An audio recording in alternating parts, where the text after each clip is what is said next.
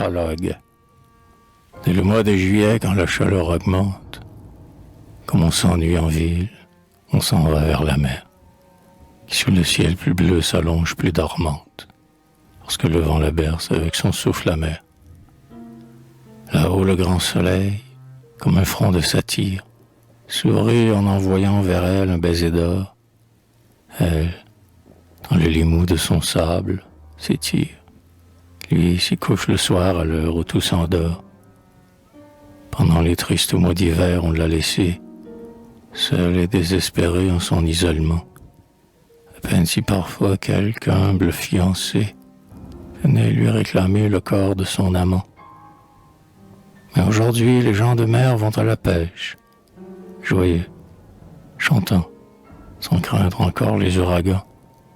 Et partout sur la plage on court, on se dépêche, puisque voici venir les couples élégants.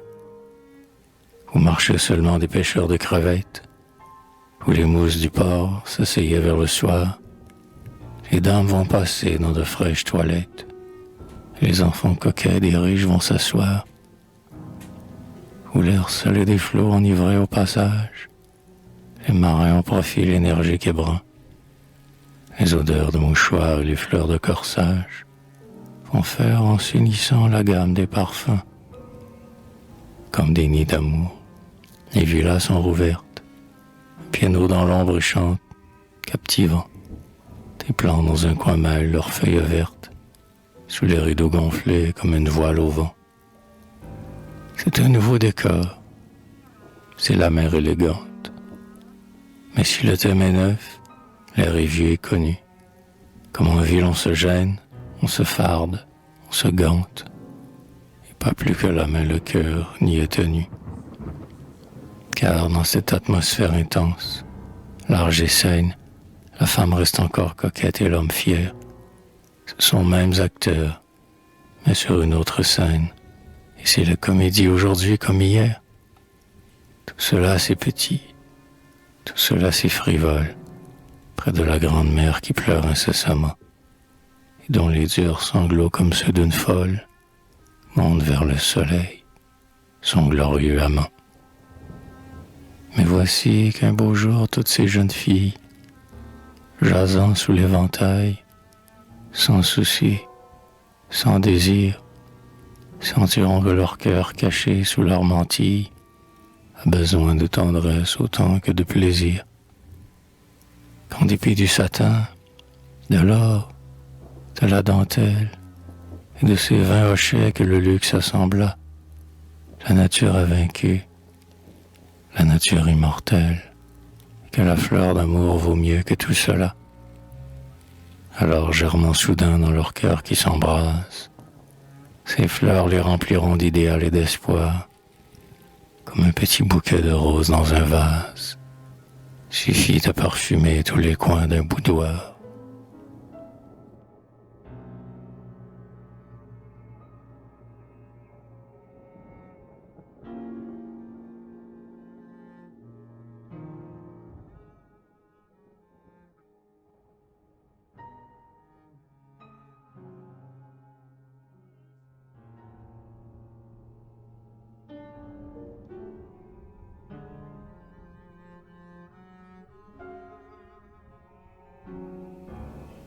La mer du Nord. Ce n'est pas la mer bleue où se mire et se mêle le beau ciel du midi toujours d'azur comme elle, que je veux chanter dans mes vers. La mer où les bateaux voguent comme des cygnes, où les bords sont tourlés d'oliviers et de vignes, et de larges pins toujours verts. Ce n'est pas l'océan aux falaises massives, où le troupeau hurlant des vagues convulsives est battu sans cesse et broyé. L'océan qu'on prendrait pour un grand cimetière, car de loin chaque flot semble un tombeau de pierre qui recouvre un marin noyé. Non, c'est la mer du Nord, la mer brumeuse et glauque, qui berce avec sa voix exaspérée et rauque ses bruns enfants, les matelots. La mer du Nord qui vient en chantant vers la Flandre pour la baiser comme un amant fougueux et tendre, avec les lèvres de ses flots. C'est elle que je veux chanter, ces dunes blondes, ces mouettes formant sur les vagues profondes un archipel de blancs îlots, et ces barques de pêche inclinant leur voilure, et ces baigneurs joyeux mêlant leur chevelure aux longues crinières des flots. C'est elle, c'est la mer du Nord, la sœur jumelle de la terre de Flandre, indomptable comme elle, sur leur double horizon mouvant, dès que la nuit s'enfuit dans son manteau d'étoiles. La barque et le moulin livrent tous deux leur voile au souffle impétueux du vent. C'est sa côte étalant dans les brumes dormantes, tant de hameaux coquets et de villes charmantes, fraîche oasis de la mer. Ostende, Blankenberg, Heist, Nieuport et La Panne, où tous mes souvenirs s'en vont en caravane pendant les tristes mois d'hiver. C'est dans cette mer où se mire un ciel terne que je peindrai la vie élégante et moderne, s'étalant au seuil des villas, où les femmes debout sous les dômes de verre montrent leur blanc profil comme au fond d'une serre de très pâles camélias. Tout ce monde pimpant, poudré, rieur, prodigue, le matin sur la plage, le soir sur la digue, viendra s'ébattre au bord de l'eau. Il papillonnera, ce monde tout en joie, drapé dans le satin, la dentelle et la soie, comme des bergers de Watteau.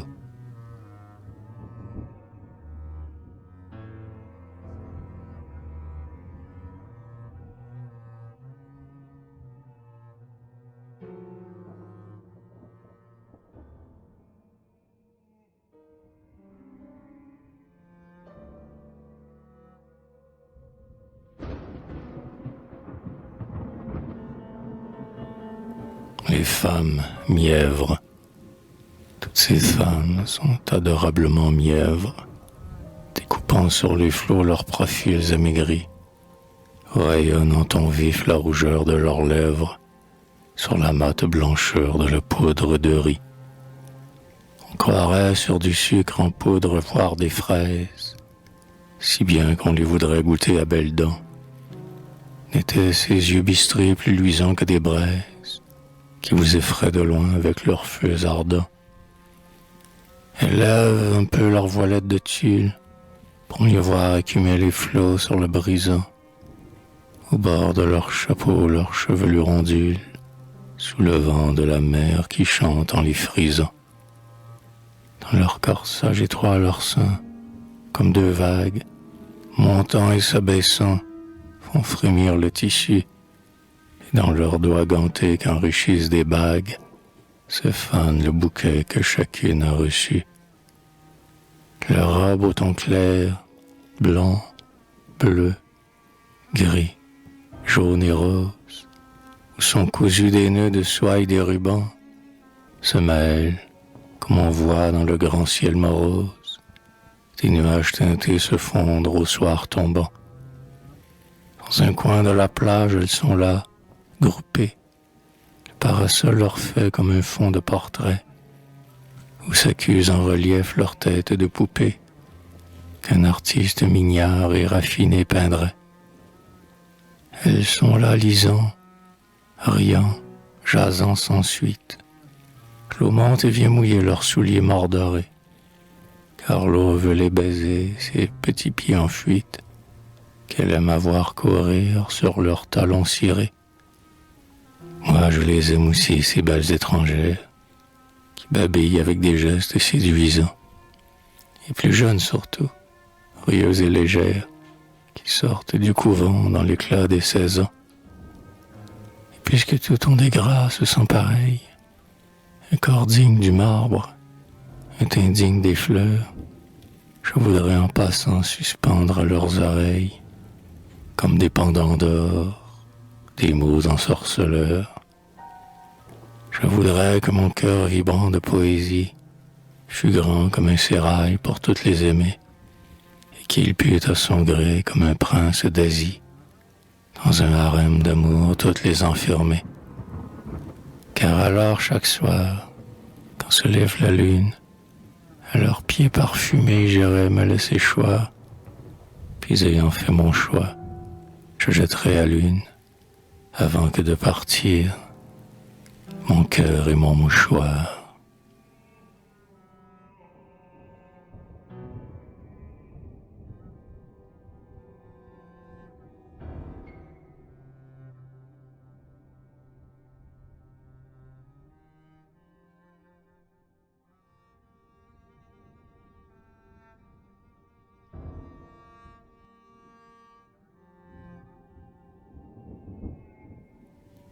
Triolet. Mon cœur s'amuse à voltiger près des femmes blondes et roses. Dans son caprice passager, mon cœur s'amuse à voltiger, ainsi qu'un papillon léger qu'ensorcelle l'odeur des roses. Mon cœur s'amuse à voltiger près des femmes blondes et roses. Mais si je change ainsi d'amour, c'est bien la faute des coquettes. Je veux me fixer tous les jours, mais si je change ainsi d'amour, ballotté partout et toujours, comme un volant sous des raquettes, si je change ainsi d'amour, c'est bien la faute des coquettes. Si mon cœur vit en vagabond, courant et gémissant sans trêve, comme un aveugle sur un pont, si mon cœur vit en vagabond, c'est que pas une répond à la Vierge en fleur de mon rêve. Si mon cœur vit en vagabond, courant et gémissant sans trêve. Ô jeune fille de 20 ans, mon âme en feu vers vous s'envole. Vous êtes des fleurs de printemps, ô jeune fille de 20 ans. Mais vous avez de temps en temps l'esprit moqueur, l'esprit frivole. Ô jeune fille de 20 ans, mon âme en feu vers vous s'envole. Où donc est-elle parmi vous, la femme étrange et raffinée, qui comprendra mes désirs fous? Où donc est-elle parmi vous, que je l'adore à deux genoux, ma madone prédestinée? Où donc est-elle parmi vous, la femme étrange et raffinée? Où donc es-tu, mon idéal? Où donc es-tu, femme rêvée, dans les splendeurs de Floréal? Où donc es-tu, mon idéal? Dans un salon ou dans un bal? Je ne t'ai pas encore trouvé. Où donc es-tu, mon idéal? Où donc es-tu, femme rêvée?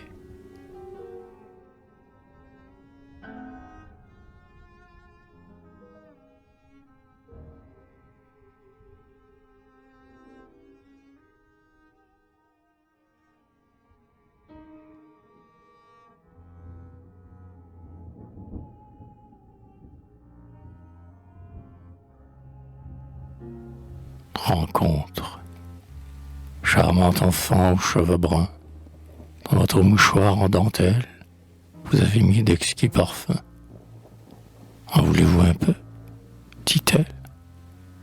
Vous aimez sans doute les fleurs, car sur votre guimpe en dentelle, j'en vois de toutes les couleurs. Prenez cette rose, dit-elle. Aimez-vous aussi le sonnet, travaillé comme la dentelle, qu'on cache au fond de son carnet? Faites-en un pour moi, dit-elle.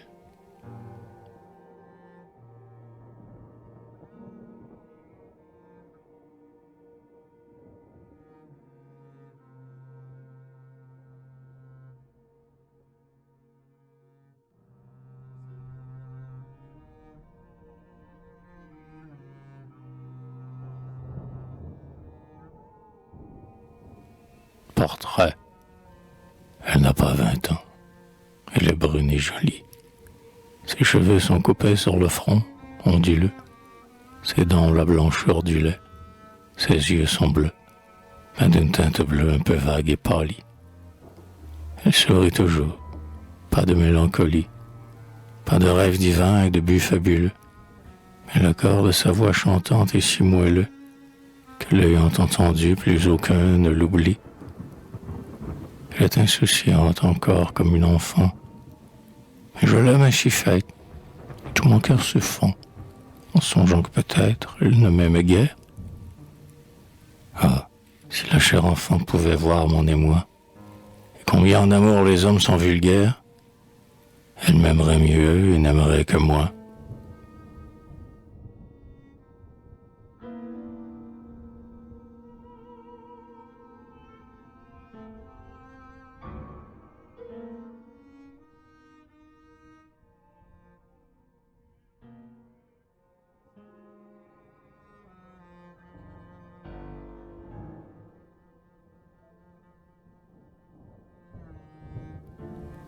Un matin sur la plage, il est 8 heures. Le village sommeille encore, paresseux. J'étais le premier de tous ceux qui sont maintenant sur la plage. Ici, bien vite, on s'amollit. Et comme on a dansé la veille, bien qu'il soit tard lorsqu'on s'éveille, on reste à rêver dans son lit. Moi, je rêve sur la jetée, à voir dans l'horizon lointain des voiles au vent du matin frémir sur la mer argentée. La lune comme un arc bandé se recourbe dans les nuées, et les vagues exténuées meurent sur le sable ridé. Les villas ouvrent leurs persiennes et montrent leurs salons coquets, où chantent parmi des bouquets d'invisibles musiciennes. Voici que tout s'animerie, et les oisifs ont sur le sable une joie indéfinissable à laisser dormir leur esprit. Et dans une place choisie, comme au soleil font les lézards, à s'abandonner au hasard du rêve et de la fantaisie. Tout près des flots sont les enfants, en vain leur mère les rappelle. Ils font des forts à coups de pelle et posent des cris triomphants.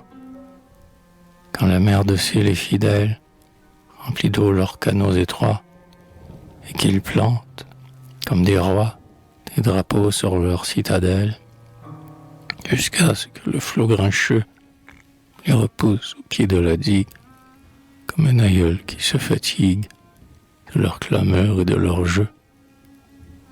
D'autres plus bruns que des Arabes, pieds nus, de l'eau jusqu'aux mollets, prennent dans leurs petits filets des crevettes et quelques crabes.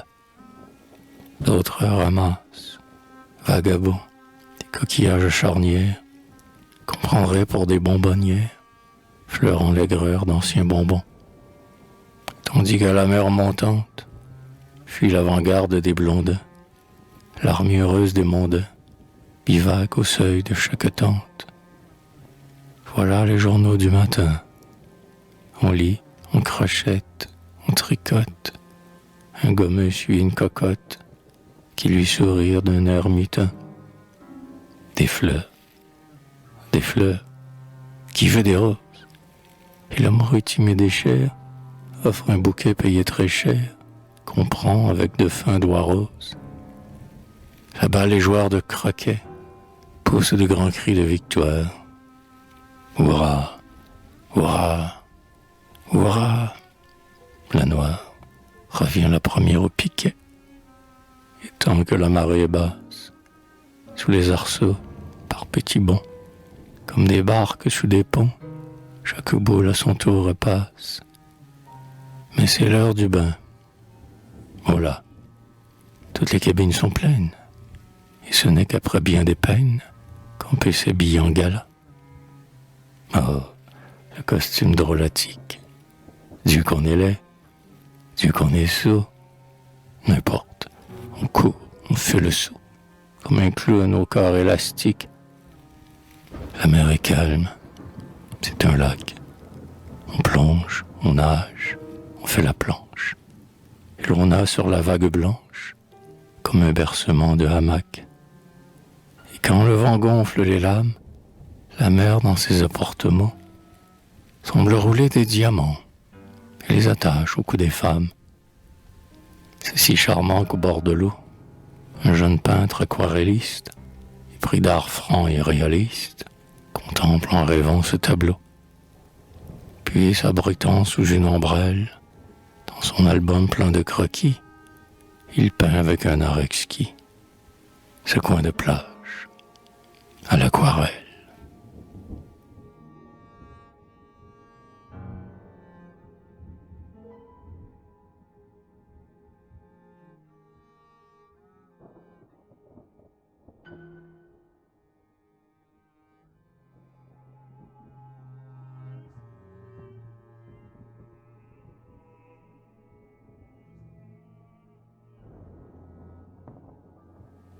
La villa Pompadour.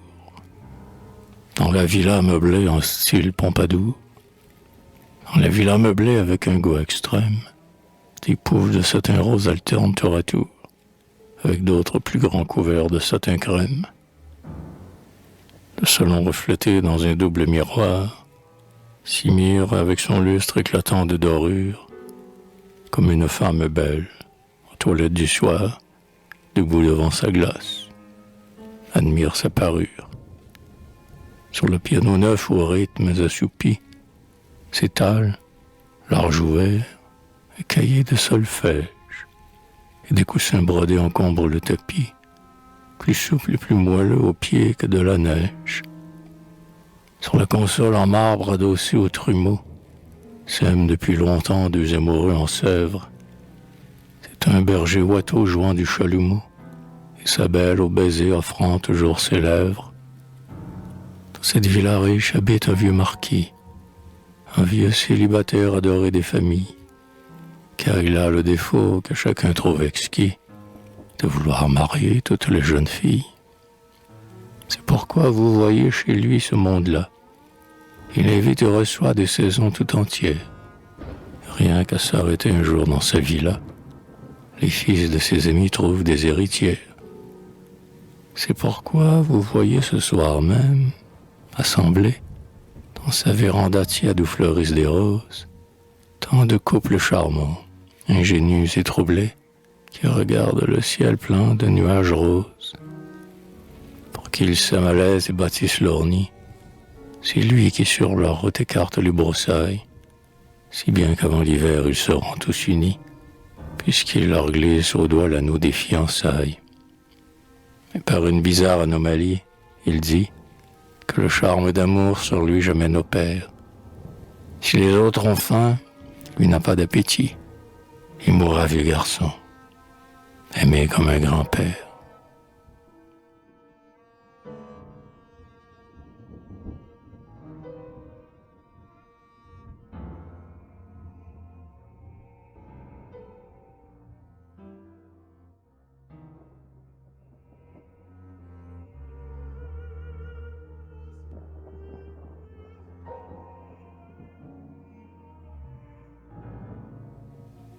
Le parfum.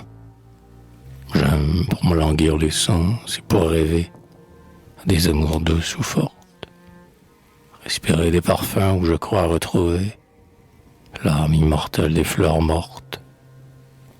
Plus que des fleurs encore vivantes, embaumant, de fin corsage ou dessert, j'adore le parfum égoutter lentement, comme on égrène des rosets.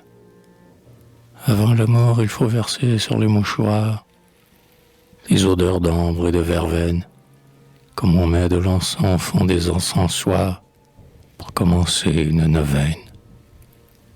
Il faut, pour pimenter le festin des baisers, et pour provoquer aux caresses quelques vagues parfums dans les cheveux frisés, dont on va dénouer les tresses. Et même quand on pleure après l'amour défunt, le soir dans sa chambre morose, pour adoucir le mal, il suffit d'un parfum qui sente le musc ou la rose. Aussi quand je suis seul et le cœur sans rayon, humant des essences choisies, je sens frémir soudain, comme des papillons, mes rêves et mes fantaisies. L'arôme capiteux dégagé des flacons me donne une extase physique et plonge mon esprit dans des rêves féconds, plus que le vin et la musique. C'est ainsi que parfois j'évoque, en respirant, l'exquise odeur de violette, d'humbles filles du peuple au charme pénétrant, malgré leur très simple toilette. Ainsi le doux arôme extrait du foin coupé, quand il m'effleure le visage, rappelle à mon esprit triste et préoccupé un vague et riant paysage, où les meules de foin forment des campements, toutes rondes comme des tentes, et dans la paix du soir enivrent les amants, avec leurs senteurs excitantes. Ah, j'aime les parfums. Aussi quand je serai près d'agoniser sur ma couche, qu'on m'offre des flacons d'odeur et qu'à mon gré, l'un après l'autre on les débouche. Car je pourrais, grisant mon esprit expirant, par ces senteurs douces ou fortes, rêver d'éternité future en respirant l'âme immortelle des fleurs mortes.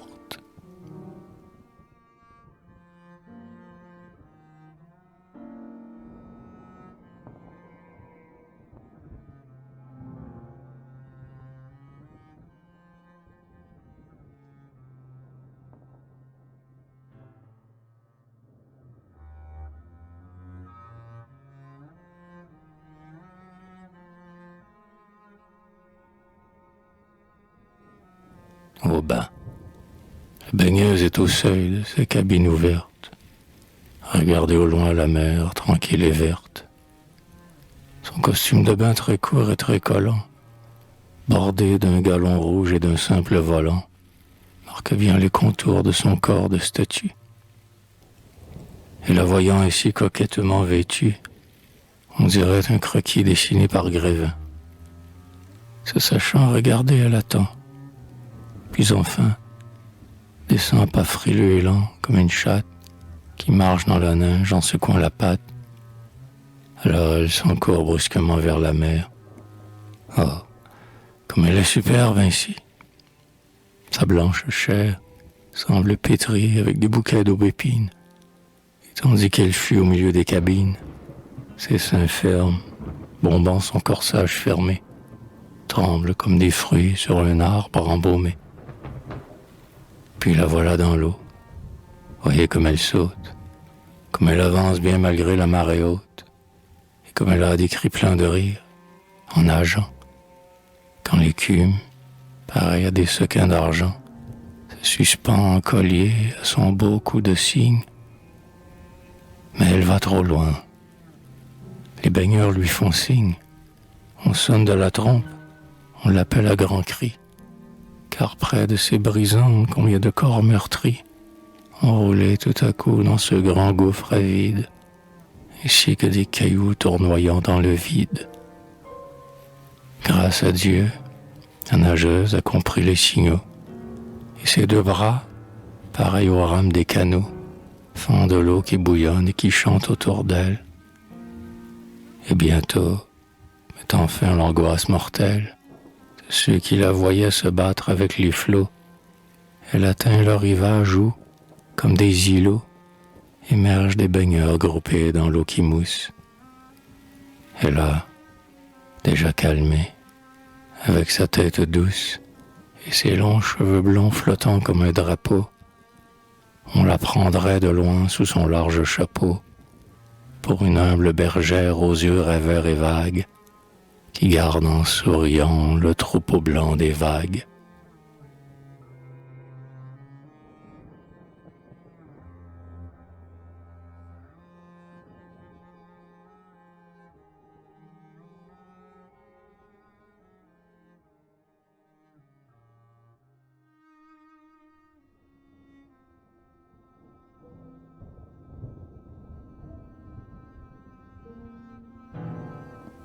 Au piano.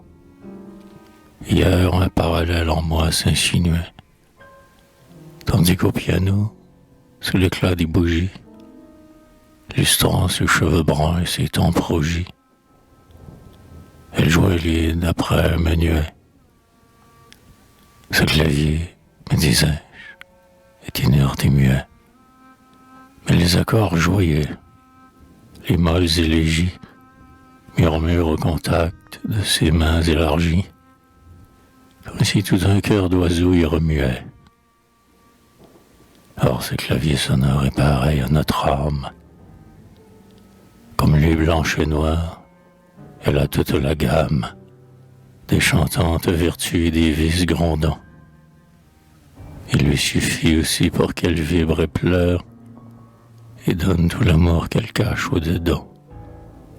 Il suffit que la main d'une femme l'effleure.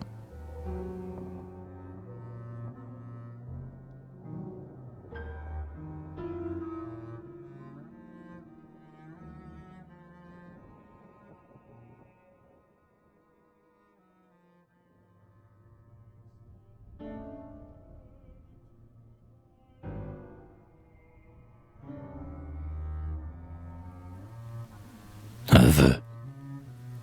Enfin, elle a reçu l'aveu de ma tendresse. Je ne le voulais pas, mais le charme vous presse. Et le secret d'amour qu'il faut tenir caché se débat dans le cœur comme un homme couché. Vivant dans un cercueil enfoui sous la terre, j'aurais voulu plutôt me contraindre et me taire pour qu'elle pût en paix poursuivre son chemin.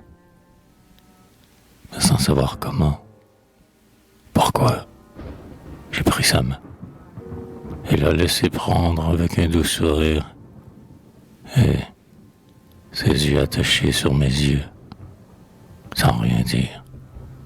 Nous marchions lentement sous le ciel étoilé. Tout mon cœur frémissait comme un tambour voilé, dont on arrache enfin le crêpe au pli funèbre. Je l'entendais chanter au milieu des ténèbres. Je ne voyais plus rien. Je ne savais plus rien. Que ce mot éternel, doux, frêle, aérien, je t'aime, qui volait de ma bouche à la sienne, comme importait mon spleen et ma tristesse ancienne, et ma foi déclinant comme un soleil pâli, et mes amours fanés balayés par l'oubli, puisque je rencontrais ma chimère et mon rêve, la vierge au cœur profond que j'évoquais sans trêve, et que je pressentais déjà, dès mes 20 ans, comme un oiseau pressant les douceurs du printemps. Ô Faust, ô Roméo, vous les amants nocturnes, qui dans l'ombre leviez vos beaux fronts taciturnes, illuminez bientôt d'un bonheur surhumain, lorsque dans vos cheveux s'insinuait la main de vos vierges d'amour qui tressaillaient de joie. Ô Faust, ô Roméo, dans le ciel qui flamboie, tous les astres jaloux semblaient fermer leurs yeux, comme pour ne pas voir vos deux couples joyeux, que la nuit indulgente avait pris sous son aile, se murmurait tout bas la chanson éternelle, faite d'ardents baisers, de pleurs et de serments, qui vibrera toujours aux lèvres des amants. Ô Faust, ô Roméo, qu'une autre vous envie, car moi j'ai pu goûter une fois dans ma vie ces moments de tendresse et de transport fiévreux, où l'on voudrait mourir, se sentant trop heureux.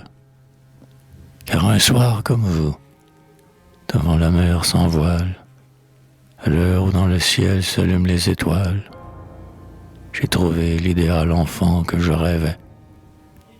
Et soudain, oubliant tout mon passé mauvais, j'ai souri, j'ai chanté, j'ai sangloté, que sais-je, en sentant que mon cœur fondait comme une neige, sous son regard d'amour plus brûlant qu'un baiser, et sans prévoir qu'un jour il pourrait se briser. J'ai caressé ce rêve où je l'aurais pour femme, le front couvert d'un voile aussi blanc que son âme.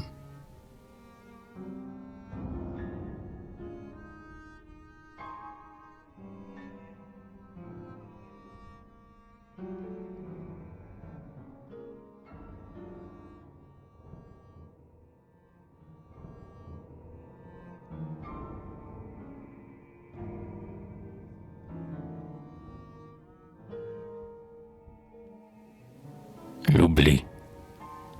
Hélas, est-il donc vrai que les tendresses vagues, qu'attisent les concerts et les bals élégants, nous passent sur le cœur comme ces ouragans, que, dès la nuit suivante, ont oublié les vagues, et qu'on peut s'arracher du cœur comme des dagues, ces amours que bientôt on trouve extravagants, et que, changeant d'amour comme on change de gants, on va porter ailleurs des bouquets et des bagues. C'est vrai qu'en dépit des serments les plus beaux, l'oubli vienne aux amours comme l'herbe au tombeau, qu'au bord de la mer les cœurs soient si valages. C'est en vain qu'on s'épuise en regrets superflus. Ces amours sont pour nous comme ces coquillages, ternis quand l'air marin ne les avive plus.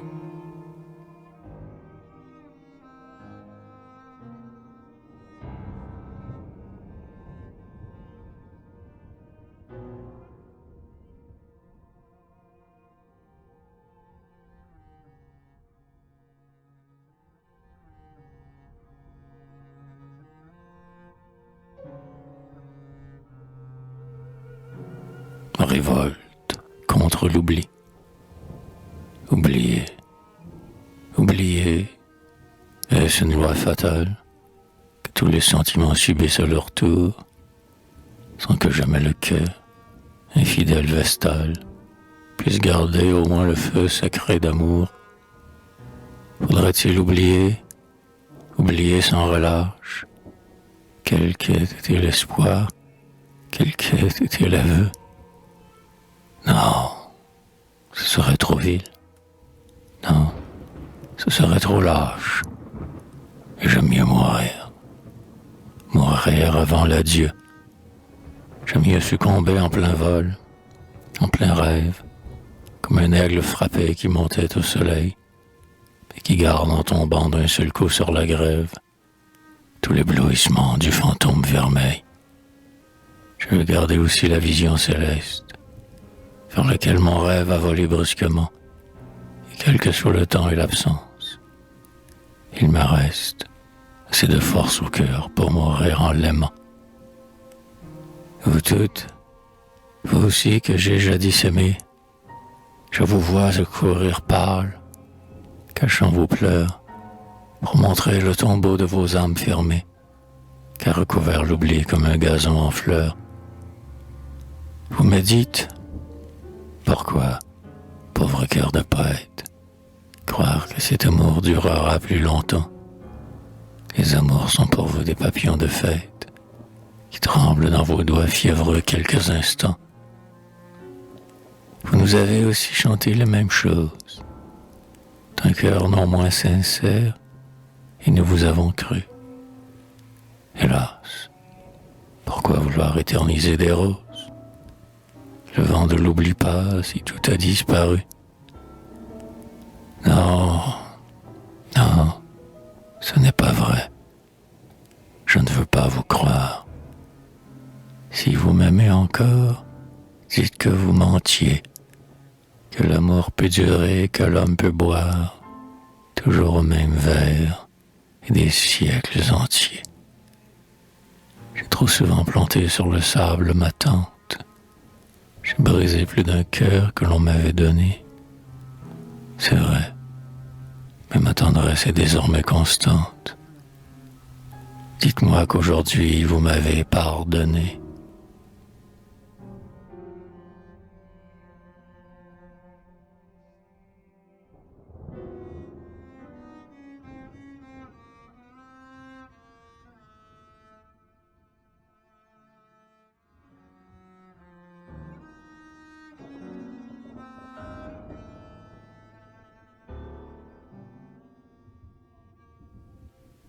Valse rêvée.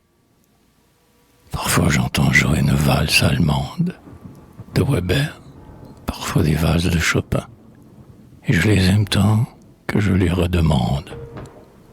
Ces valses ne sont pas, dans leur rythme et divin, capables de scander la danse dans nos fêtes. Sur leur mesure, on s'essayerait en vain. Mais les voluptueux rêveurs qui les ont faites On songeait sans doute à la danse des morts, qui mènent leur sabbat pendant les nuits muettes, ou bien leur âme aura noté ses 12 accords pour les nymphes qui vont dans l'herbe en fleurs des plaines, aux bras nus des sylvains confient leur beau corps. Plutôt ils ont fait ces valses toutes pleines de baisers, de brudales et d'amoureux sanglots, où des fleurs de musique unissent leurs haleines. Pour qu'en les entendant le soir au bord des flots, les vierges de 16 ans qu'on n'a pas fiancées comprennent tout à coup que leur rêve est éclos, et que ce rythme doux fait valser leurs pensées.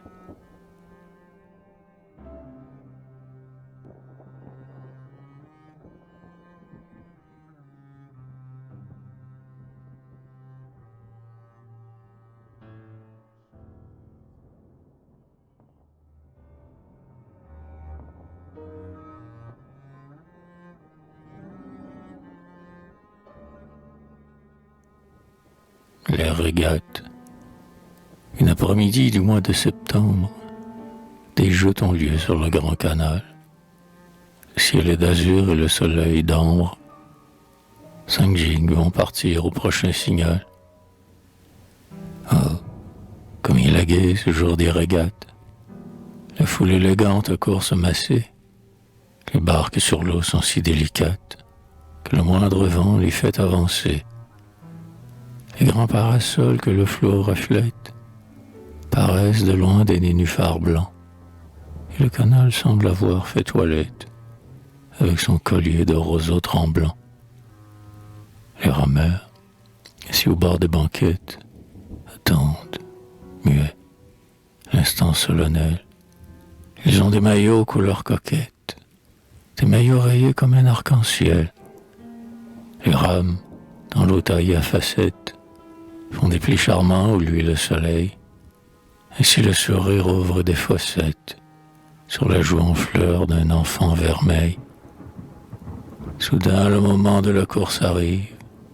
Les gigues sont partis comme un vol d'oiseaux. La foule se penche au bord de la rive. On les voit venir en coupant les os. On leur bat des mains. On appelle. On crie. Traînard est premier. Non, c'est vol au vent. Il passe alors comme une féerie, troublant la blancheur du canal mouvant.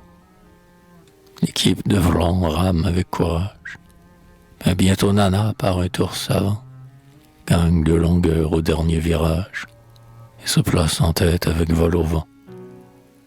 À chaque secousse, on entend l'eau pure frissonner sous eux en faisant des ronds.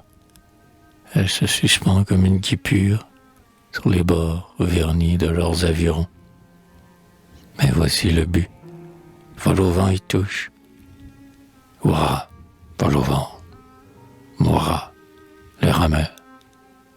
Un cri triomphal sort de chaque bouche et l'air retentit d'immenses clameurs.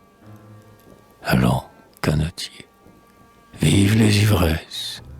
On n'a pas souvent des triomphes tels. Vous irez ce soir avec vos maîtresses, vainqueurs et vaincus, remplir les hôtels. Soyez folichons, battez la campagne, car les hommes forts ne sont pas songeurs, et vous aimez mieux sabler du champagne que voir le couchant aux sombres rougeurs. Aussi, tous ensemble et sans plus attendre, vous naviguerez gaiement jusqu'au jour, sur le fleuve Joie au pays du tendre, où vous choisirez pour barreur l'amour.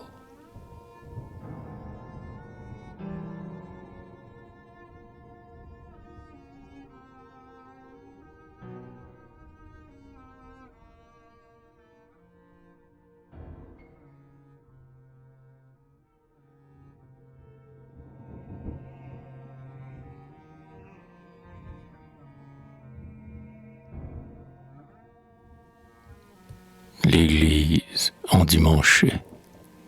C'est aujourd'hui dimanche et tous les étrangers, en costume de fête, en costume léger, font entendre la messe à la vieille chapelle. Les enfants des pêcheurs entrent en ribambelle et vont se genouiller près du chœur, sur des bancs. et leur mère, debout, en bonnet à ruban, droite sous leurs jupons et sous leurs châles en pointe, les forcent à tenir leurs petites mains jointes. Les riches sont près d'eux, entassés n'importe où, et l'église bientôt se remplit du frou-frou que font en balayant le pavé les toilettes. Sur les profils hâlés, la blancheur des voilettes flotte comme une extase où sont noyés les yeux. Tout ce monde à genoux est bon, croyant, joyeux. Voyez, vous les railleurs, voyez, vous les athées, les dames, dans leurs mains coquettement gantées, fidèles malgré tout aux usages anciens, tiennent dévotement de petits paroissiens. Et les marins, ces forts que Dieu seul encourage, quand ils sont sur la mer et que mugit l'orage, égrènent un rosaire entre leurs doigts calleux. Le soleil resplendit dans les vitraux bleus, met des tons d'or sur les cheveux des blondes vierges.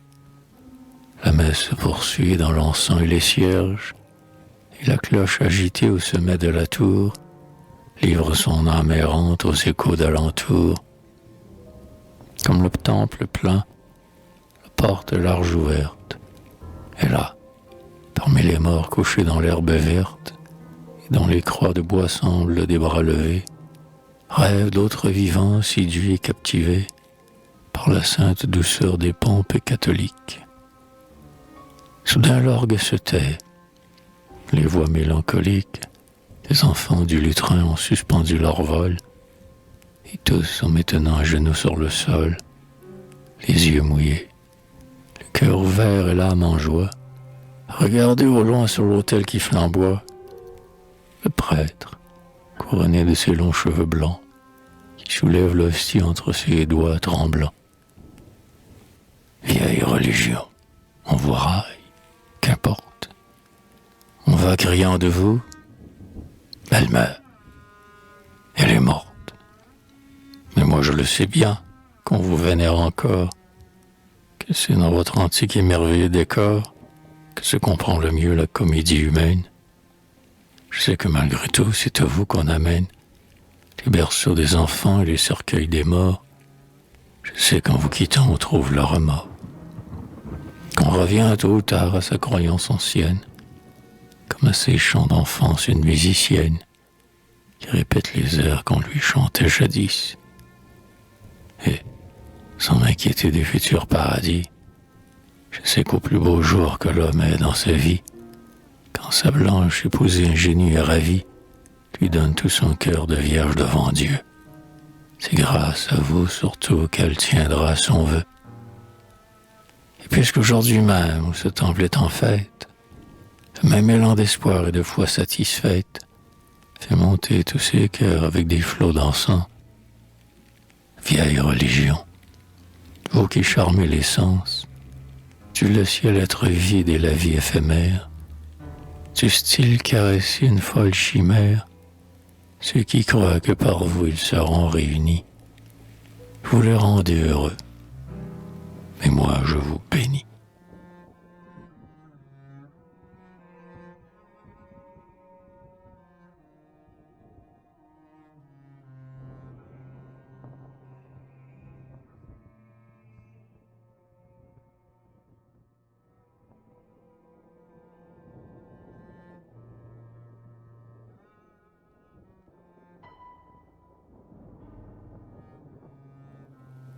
Phosphorescence. Ce soir, le ciel obscur et la mer se confondent.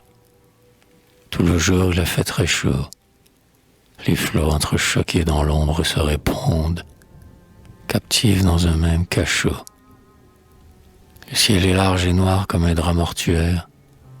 Les horizons incertains forment comme un immense et sombre sanctuaire où tous les cierges sont éteints. Et voici que la mer devient phosphorescente, et le long du sable changeant, elle s'étale au loin superbe, éblouissante, avec ses paillettes d'argent. Pas d'astre dans le ciel, dans le vent pas de voile. On dirait que le flot amer roulent ainsi sans pitié des cadavres d'étoiles qui seraient tombés dans la mer.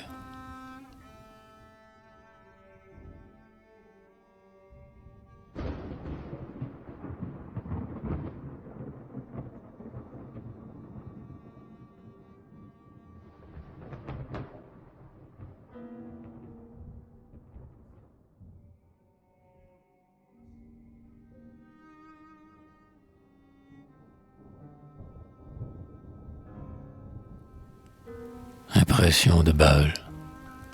Chaque soir pour le bal, elle est en robe blanche. Son corsage s'entr'ouvre avec un air coquet. Dans ses cheveux noués par derrière une branche de lilas se détache et forme un blanc bouquet. Elle a de longs gants noirs, très longs, comme une Anglaise. Elle rit et dès lors chacun la reconnaît, car elle rit toujours.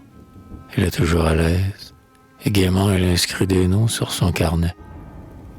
Elle aplatit sa robe et ses jupes mitines sur le sofa de cuir où sa mère s'assied. Elle s'assied près d'elle et ses minces bottines montrent la petitesse exquise de son pied. Puis voilà que le bal commence. La musique se fait douce en berçant les couples haletants. Elle danse. Elle éprouve une ivresse physique, à valser dans le bruit des violons chantants. La flûte à ses accords mêle ses joyeux trilles et son riche éventail tenu par un ruban, tandis qu'elle s'évente en dansant des quadrilles, frémit comme la queue entr'ouverte d'un pan. Et toutes, dans l'éclat de leur robe rosée, passent, pleines de fougue ou pleines de langueur, tel qu'un bouquet lumineux de fusée, rayonne dans la nuit profonde de mon cœur.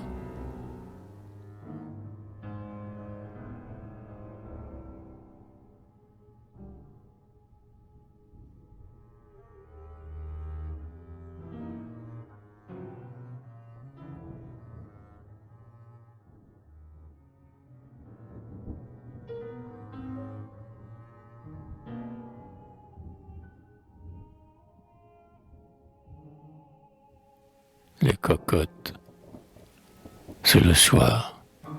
Couchant suspend des rideaux d'or sur le lit où la mer languissamment s'endort en déroulant ses flots comme une chevelure.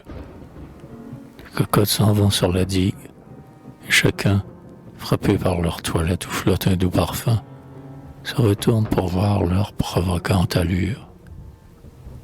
Leur robe, rose ou bleue, qu'on achète très cher, accuse le dessin de leur corps bien en chair pour montrer que la toile est digne de son cadre. Autour d'elle, on sent flotter des souffles mous et la foule s'entr'ouvre avec de longs remous pour le laisser passer comme passe une escadre.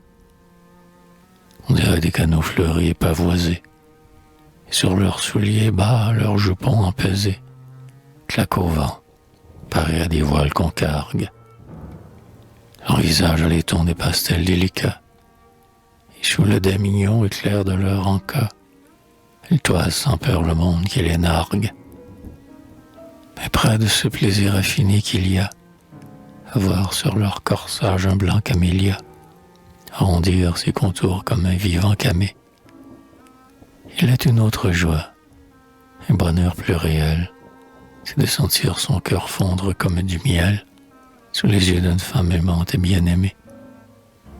Car ces cocottes-là sont comme des romans, richement reliés, mais souvent assommants, qu'on se prête et qu'on lit dans l'ennui des voyages. Aussi vaut-il mieux prendre au temps du renouveau une vierge qui soit comme un livre nouveau, dont on est le premier à découper les pages.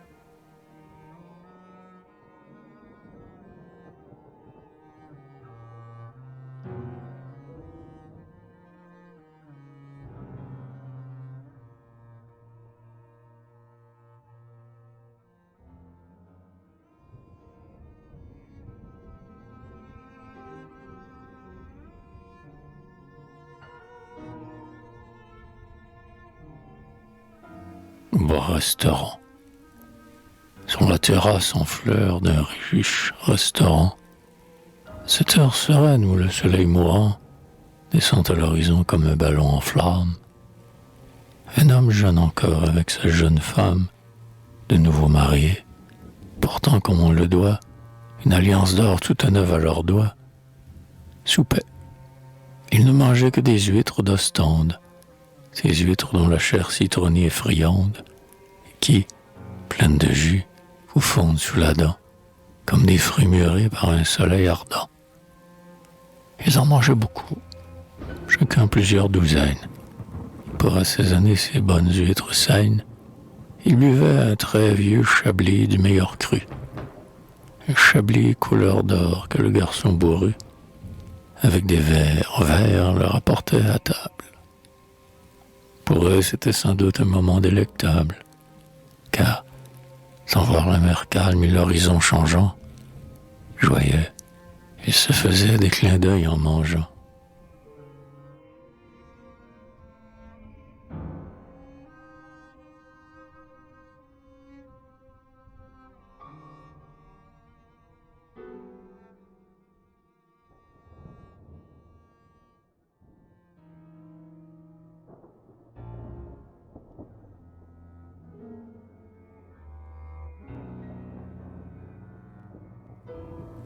La mère bienfaisante.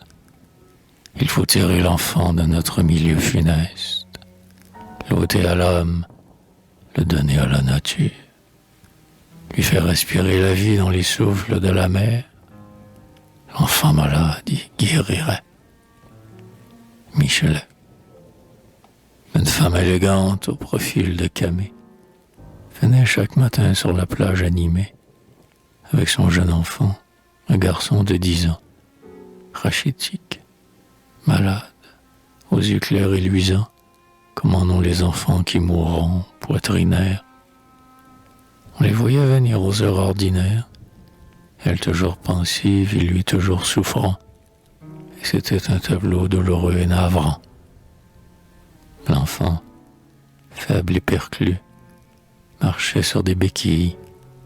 Les petits garçons et les petites filles, en les voyant, cessaient leur jeu pour un moment, et tous deux s'essayaient mélancoliquement devant les flots nacrés qui mouraient sur la grève. Oh, douleur!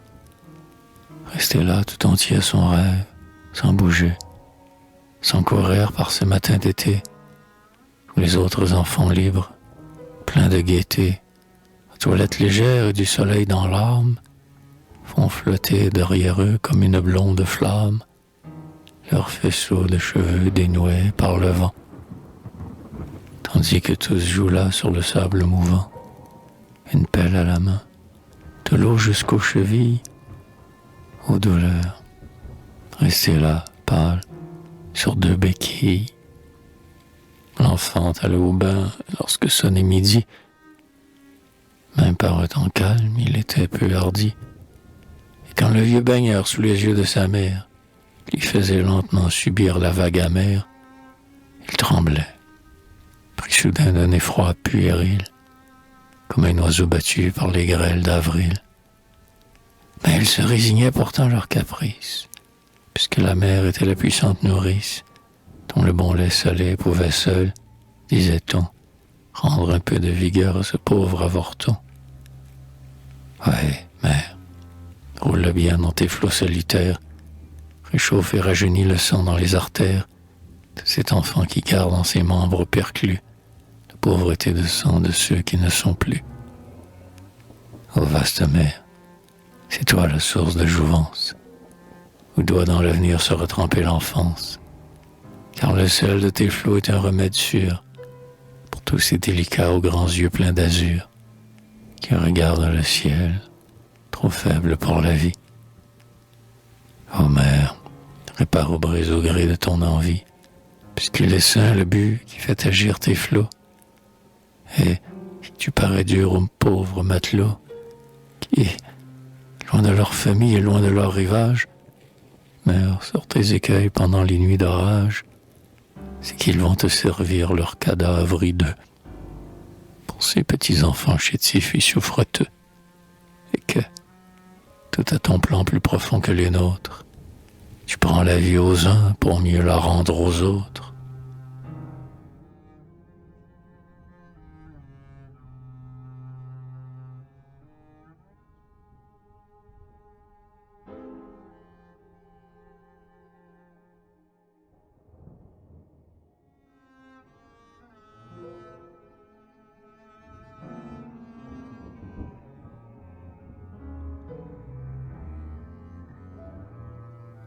L'Amazone. Une Amazone au loin galope, tout en noir, sur le bord de la mer verte, au reflet d'ardoise. Elle s'estompe en noir comme une ombre chinoise, sur le rideau très clair que fait le ciel du soir. Un brouillard léger sort, comme d'un encensoir, des naseaux du cheval rétif qui s'apprivoise, et la robe, cachant ses jambes qu'elle croise, tombe en plis onduleux comme un ample peignoir. Tout à la volupté que donne la vitesse, joyeuse, elle s'enfuit sans subir la tristesse de la mer qui recule et du soir approchant. Et ce groupe tout noir, comme en bronze, qui bouge et frissonne au milieu des splendeurs du couchant, semble un crêpe de deuil au drapeau du ciel rouge.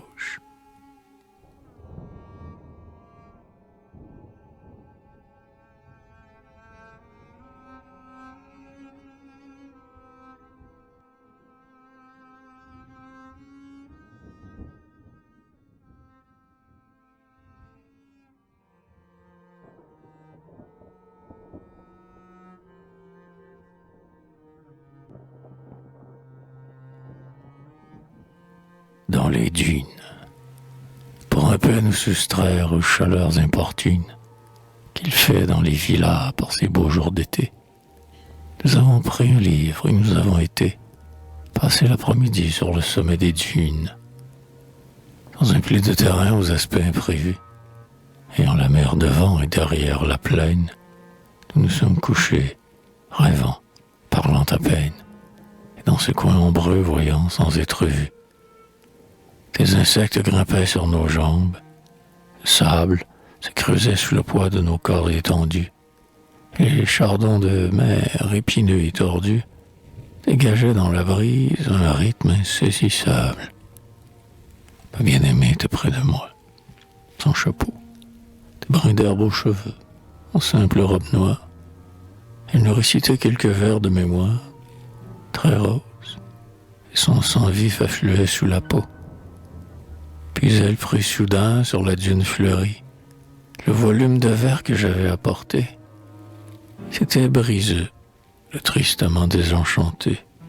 C'était son doux poème idyllique. Marie. Elle en lut une pièce à voix haute et d'un ton, si tremblant qu'on eût dit un chant de cornemuse. Et tous nous écoutions vibrer dans cette muse les amours éternels du vieux pays breton. Ensuite, elle nous lut la poésie exquise, où les amants, assis ensemble au pont Kerlo, laissent pendre en riant leurs pieds au fil de l'eau et soufflent dans l'air pur la mouche qu'ils ont prise. Puis, se tournant vers moi, « Dites-nous maintenant quelques-uns de vos vers, j'en sais par cœur. » fit-elle, mais comme elle est un peu moqueuse, ou paraît-elle, j'ai cru qu'elle disait la chose en badinant. Elle insista pourtant, la chère enfant que j'aime. Alors je leur ai dit quelques vers, les plus doux, dont le simple récit les a fait pleurer tous. Et les voyant pleurer, j'étais ému moi-même. Quand j'ai fini, songeant au poète fameux, j'ai senti dans mon cœur leur souvenir éclore. Dante aimant Béatrix et Pétrarque aimant l'or, et soudain j'ai souffert de n'être pas comme eux. Je vous ai jalousé, poète des vieux âges, qui faisiez, pour mieux plaire à vos belles, les soirs, des sonnets odorants comme des encensoirs, et les leur récitiez dans de frais paysages. Oh, toi que j'aime tant, que ne puis-je à mon tour te chanter d'un cœur ferme et d'une voix ardente, comme a chanté Pétrarque et comme a chanté Dante. puisque, sans leur génie, au moins j'ai leur amour.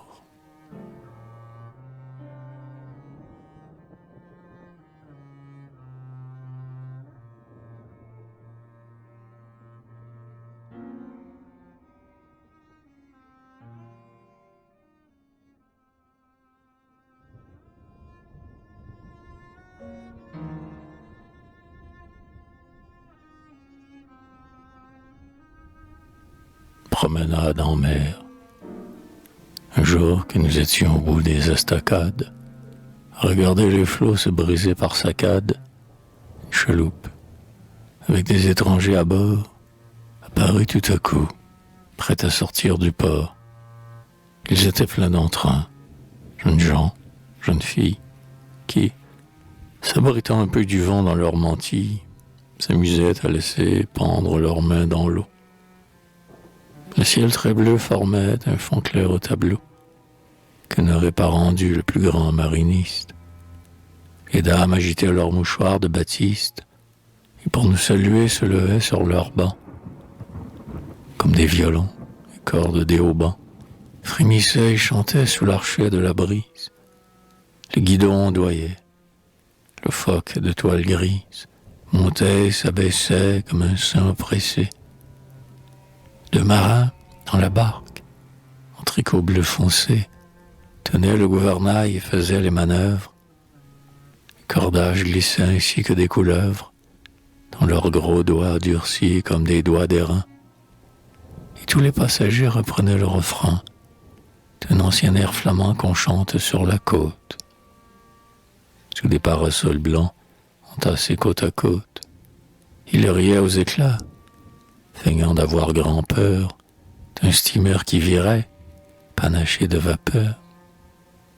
Puis, en signe d'adieu, nous lançait au passage quelques fleurs des bouquets parant chaque corsage, tandis que les marins manœuvraient à l'avant. Mais bientôt le bateau poussé par un bon vent, loin de nous, dans l'azur, s'envola sur les vagues, et l'on n'entrevit plus que les gonflements vagues des voiles qui fuyaient dans l'horizon des eaux et qui tremblaient au loin comme de grands oiseaux. Pendant 1 heure encore, nous autres nous restâmes, à regarder d'en haut s'exaspérer les lames contre les pilotis qui escaladaient la mer. Moi, j'éprouvais alors comme un plaisir amer à déchiffrer, rêveur, sur ces rampes salies, les noms, les bouts de verre, les serments, les folies, les dates, les croquis, les chiffres enlacés qu'on gravait sur ce bois tant d'amoureux passés, comme sur les troncs d'arbres autour des kermesses. Plus à Dieu qu'à l'amour, un traître à ses promesses, eut dans leur cœur aussi pénétré plus avant. Pourtant le soir tombait dans le ciel mouvant, sur les nuages clairs que la brise balaye. Rouge, le grand soleil saignait comme une plaie. Tout à coup j'aperçus le bateau qui rentrait, toute voile dehors, rapide comme un trait, incliné sur les flots qui le frangeaient d'écume. Et dans l'horizon vague où la nuit et la brume éteignaient le soleil sous leur double éteignoir, cette barque semblait un catafalque noir qu'entourait, en perçant les premières ténèbres, quelques astres pareils à des cierges funèbres. Plus de chants, plus de fleurs, d'aveux et de baisers. Ils étaient là, tremblants, malades et brisés. Dans les voiles, le vent gémissait comme un râle. On eût dit des noyés, tant chacun était pâle. Et les derniers rayons du soleil s'affaissant mettaient sur leur pâleur comme un filet de sang. Les voyants abattus et la mine défaite, et qui tantôt semblaient partir pour une fête, je songeais. C'est ainsi du voyage d'amour. Au matin de Sévion s'embarque un beau jour, les mains pleines de fleurs et le cœur plein de rêves. Mais à peine s'est-on élancé loin des grèves, où l'on goûtait un pain calme et indifférent, que le charme vous quitte et la douleur vous prend. Car sur ces flots menteurs qui cachent plus d'un gouffre, On chante quand on part. Quand on revient, on souffre.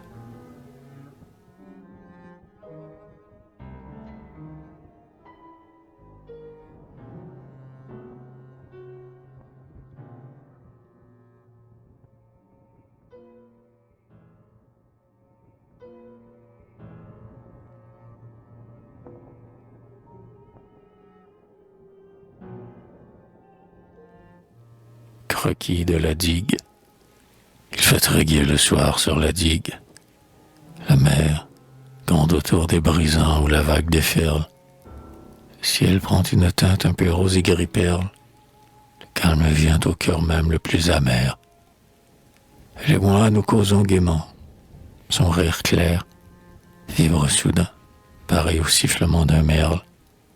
Dans chacun de ses yeux brille comme une perle.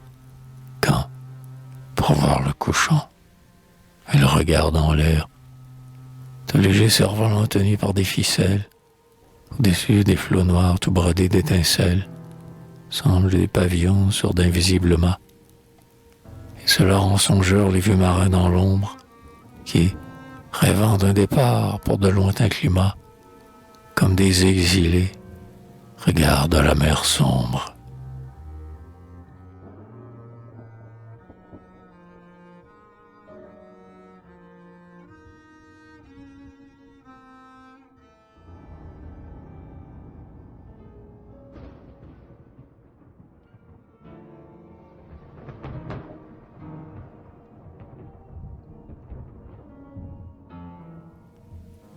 Retour au champ.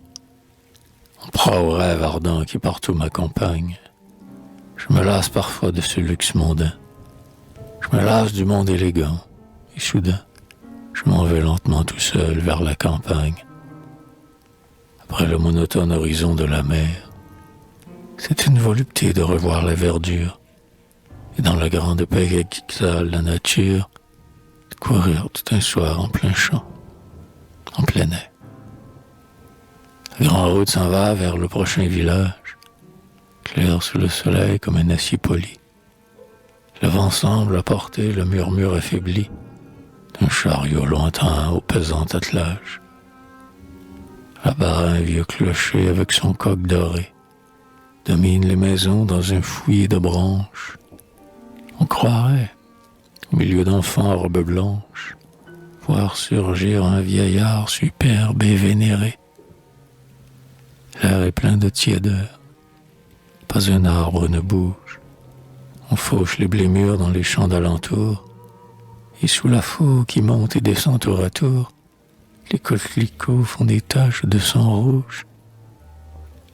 Au lieu du bruit plaintif des flots sur les brisants, j'écoute les moineaux pépier dans les arbres. Et les bœufs, bigarrés comme le son des marbres, qui beuglent sous le fouet des petits paysans. Tout m'étonne et me plaît. Le troupeau blanc qui broute, les saules s'étirant dans l'eau, la tête en bas, et la vieille à son seuil qui, tricotant des bas, me croit fou quand je passe en chantant sur la route. Oh, mon pays de Flandre, au beau soleil couchant, je l'aime avec l'amour qu'un fils porte à sa mère. Si le monde est mauvais, si la vie est amère, je trouve au moins l'oubli dans le calme des champs. Je l'aime et quand je vois un ruban de fumée sur un toit que le lierre agile a festonné, j'ai le regret farouche et tardif d'être né dans un logis banal d'une ville enfumée. Oh, que n'ai-je vécu, libre et robuste enfant, dans une ferme, auprès des moutons et des vaches, avec des fruits volés me barbouillant de taches et grandissant heureux sans devenir savant. Puis à 20 ans, pendant un soir de la kermesse, j'aurais choisi ma femme à mon goût, sans souffrir, convaincu que le sol pourrait tous nous nourrir et que mon père aurait de quoi payer la messe. Je n'avais pas traîné sur les pavés impurs, ma grande soif d'aimer, ma soif de connaître. Je n'aurais pas pleuré, souffert, douté peut-être. J'aurais vécu tranquille entre mes 4 murs. J'aurais été prier le dimanche à l'église, avec ma jeune femme et mes jeunes enfants.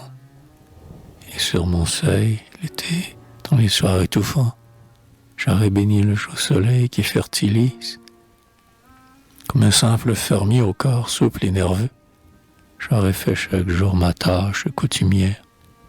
Et, vieux, je serais mort calme dans ma chaumière, ayant le cœur tout blanc ainsi que mes cheveux.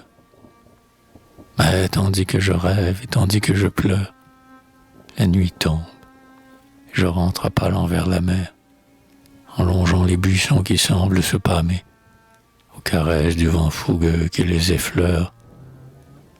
Je regagne la digue et je m'en vais m'asseoir, au milieu d'un charmant groupe de jeunes filles, car c'est un coin connu de tous, où les familles viennent pour écouter le concert chaque soir. Faiblesse, inconséquence, et c'est ainsi sans cesse.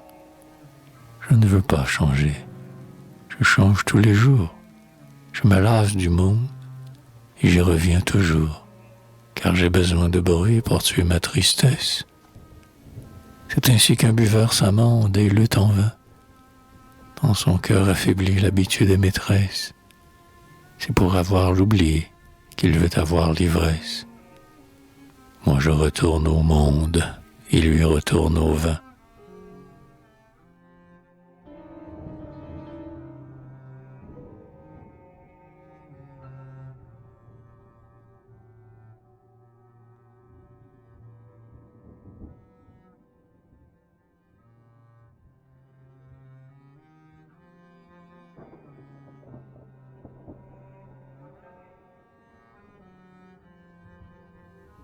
Lide.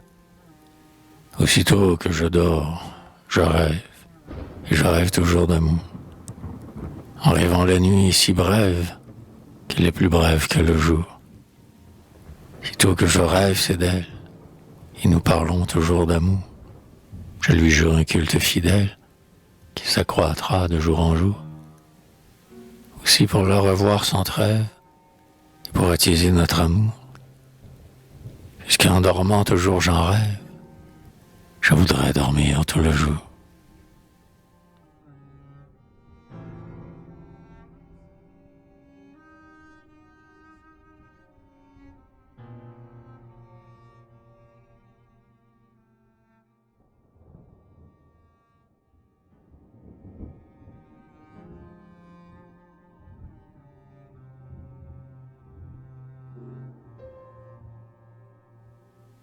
Une baigneuse flamande. Tous les jeunes faquins, les jeunes élégants, qui, changeant chaque jour de costume et de gants, viennent au bain de mer pour suivre des lorettes, eux dont l'amour s'allume avec leurs cigarettes, et comme elle s'éteint, sitôt le moindre vent. Tous connaissent de vue et vont lorgner souvent une jeune baigneuse, une forte flamande, qui fait prime à la plage et que chacun demande. Elle est toute à l'ouvrage et ne voit même pas ces viveurs qui l'attirent embarrasser ses pas. Elle travaille et court sans souci, sans idée, nettoyer promptement les cabines vidées, où de nouveaux baigneurs, montés d'un air joyeux, lui donnent leur ticket en faisant de doux yeux. Elle conduit au bain quand monte la ramée, bien des petits enfants craintifs à leur entrée, mais qui, rassurés vite, entre ses bras de fer, sautent sous la caresse humide de la mer. On dirait qu'un pouvoir magique règne en elle, car n'ayant qu'un grossier costume de flanelle, étant sale et vulgaire, ayant bras et pieds nus, elle donne pourtant des frissons inconnus à tous ceux qui la voient s'agiter sur la plage. C'est qu'elle a la beauté de la forme et de l'âge. C'est que vibre, à travers son jupon enroulé, le poème charmant de son corps ciselé, que tous, comme saisis de fièvre et de délire, voudraient dans le détail épeler et relire. Oh Rubens, c'est ta femme. Et le vieux sang flamand, comme une liqueur pourpre, écoule abondamment.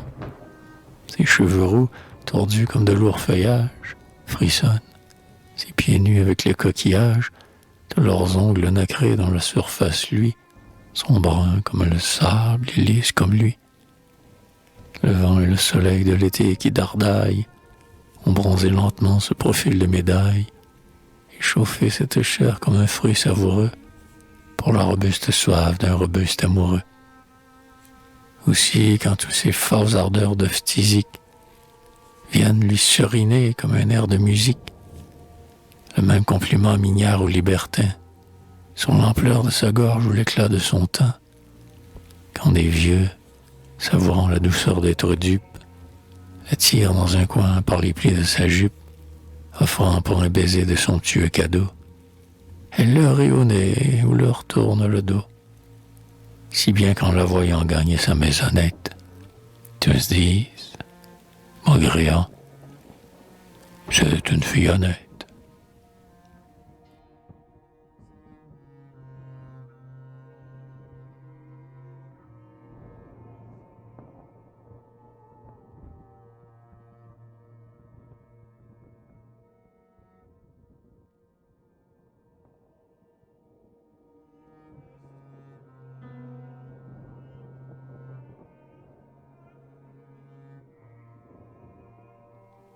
Quand le soir tombait, quand les proches blancheurs des voiles indiquaient le retour des pêcheurs, ils auraient pu la voir s'en aller vers la dune, et, sous les doux regards indulgents de la lune, ils l'auraient vue au bras d'un vigoureux marin.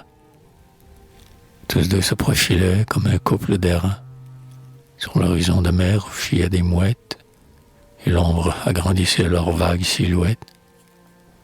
C'était l'heure où l'on aime, où les vents apaisés semblent tout alourdis d'aveux de baisers, où les mêmes élans de volupté farouche font dans l'ombre s'unir les ailes et les bouches, l'heure où la mer frémit comme un amant charnel quand la lune paraît au balcon noir du ciel.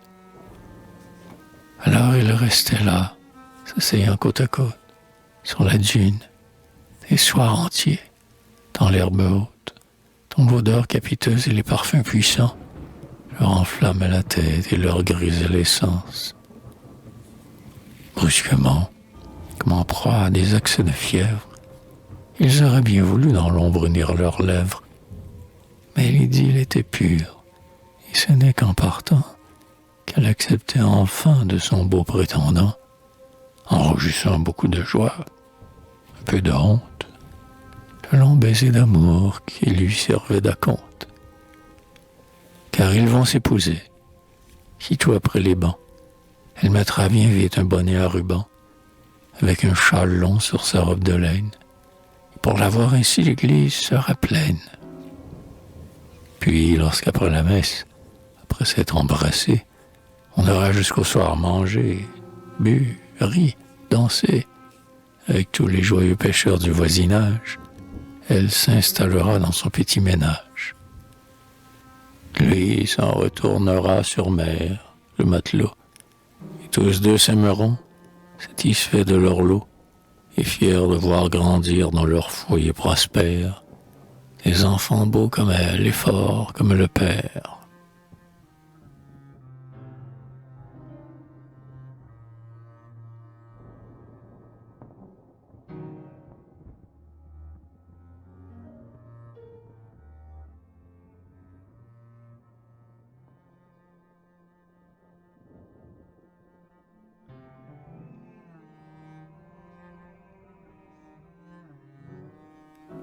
Les jeunes filles, elles vont à l'amour, toutes ces jeunes filles, comme la flèche au but et l'hirondelle au nid. Et c'est comme un sommeil ennuyeux qui finit, quand leur cœur s'illumine au milieu des quadrilles. C'est dans leur instinct, elles veulent l'aimer, comme on aime l'espoir, le rêve, la jeunesse, sans que pourtant leur cœur simple et neuf reconnaisse ce sentiment naissant qui va les transformer. Elles ont vu jadis dans leur couvent maussade, sur le rêve d'azur soudain se détacher, un fol essaim d'amour comme ceux de bouchers, qui venaient leur parler d'amour en ambassade. Aussi, lorsqu'aujourd'hui quelqu'un des moins blasés leur glisse des aveux en leur offrant des roses, Elle songe de suite au petit spectre rose qui leur avait donné l'avant-goût des baisers.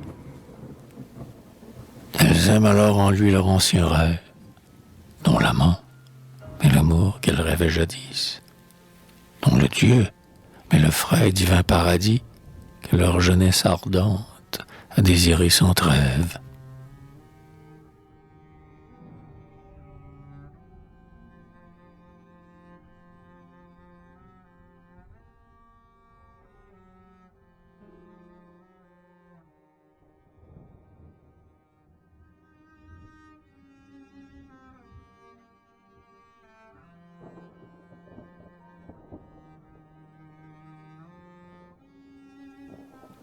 La vieille guitariste, devant le restaurant et devant les cafés. Elle vient chaque soir, la vieille guitariste, psalmodier un chant voluptueux triste, que scande sa guitare en rythmes étouffés. Un vieux châle déteint l'enveloppe. Elle est maigre, sa robe est rapiécée, ses souliers crevés. Et du matin au soir, elle bat les pavés, chantant et mendiant sous l'assaut du vent aigre. Son visage a les tons de l'ivoire jauni, son chapeau retenu par des brides fanées étale tristement ses roses surannées, car la gloire est passée, le rêve est fini. Elle chante aujourd'hui pour manger, pour vivre. C'est pour gagner son pain qu'elle court les chemins, et dire qu'autrefois on lui battait des mains, et que rien qu'à la voir le public semblait ivre. Ivre de sa beauté quand elle apparaissait, en robe de satin sous les feux de la rampe, cheveux blonds, cendrés, frisants près de la tempe, et des camélias piqués dans son corset. Ivre de sa façon discrètement obscène de chanter tout retour en variant sa voix, des romances d'amour ou des couplets grivois, déesse qui régnait sur l'autel de la Seine. Elle n'avait qu'à vivre, aimer, rire, chanter. Elle était riche et belle, elle était jalousée. Et voici qu'elle est là maintenant la risée, des gens de mer qui sont près d'elle à l'écouter. Elle chante en criant comme un chat qu'on écorche. Puis quand elle a fini, je regarde en dessous, elle tend sa coquille où tombent quelques sous, comme un mendiant blême accroupi sous un porche. Pauvre débris humain, spectre ratatiné, à voir son corps éthique et son visage glabre, on dirait qu'elle vient d'une danse macabre, poussive et lasse encore d'un sabbat effréné. Pourtant, les étrangers assis autour des tables, qui boivent en fumant par ces beaux soirs d'été, la repoussent parfois avec brutalité, tant leurs nerfs sont crispés par ces chants lamentables. Alors elle regagne à pas lents la maison, dont elle a sous-loué, pour l'été, la mansarde. C'est dans un quartier sale où nul ne se hasarde, près du port, imprégné d'une odeur de poisson. Elle songe. Jadis elle était adorée, comme un enfant gâté qu'on comble de joujoux. Ses amants lui donnaient des robes, des bijoux, et jonchaient de bouquets la scène à son entrée. À présent elle est vieille et va sans savoir où. Au bout du chemin morne, chacun l'abandonne. Elle va s'affaisser sans doute dès l'automne, puis on la jettera comme un chien dans un trou. Dans un trou jaune et gras de la terre marâtre, où les vers rongeront ce corps jadis si beau. Mais elle aura du moins la peine en son tombeau, et l'herbe lui rendra des fleurs comme au théâtre. La vieille tout en pleurs se déshabille alors, sans quinquet, à tâtons, dans cette chambre obscure, puis s'étend sur son lit, les mains sur la figure, comme pour échapper au bruit gai du dehors. Mais dès le lendemain, plus hâve et les yeux ternes, elle revient encore sur le seuil des maisons, pincée de la guitare et crier ses chansons, puis s'éloigne en comptant son gain sous les lanternes.